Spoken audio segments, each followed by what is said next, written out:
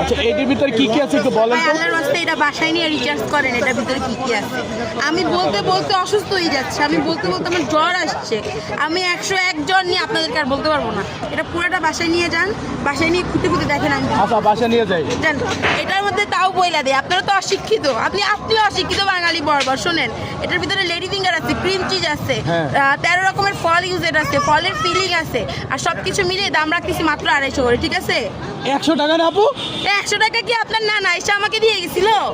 হ্যাঁ, আমি তো মনে করছি 100 টাকা। আপনার মতো বাঙালির জন্য আমার দোকান না, ওই যে সোজা গিয়ে হাতের ডানে একটা দোকানে 100 করে পাবেন। যান, আপনাদের জন্য না। আপনার এই কেকটা খেতে হলে কয় টাকা দিতে হবে?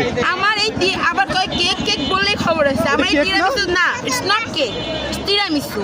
আমার এই তিরামিসু খেতে হলে 250 টাকা গুনে গুনে দেওয়া লাগবে পার পিসের জন্য। পার পিস 250 টাকা? হ্যাঁ, যদি আমার মনে হইতেছে আপনার যোগ্যতা নাই, থাক আপনার খাওয়া লাগবে না। যাই আমি। জান গা।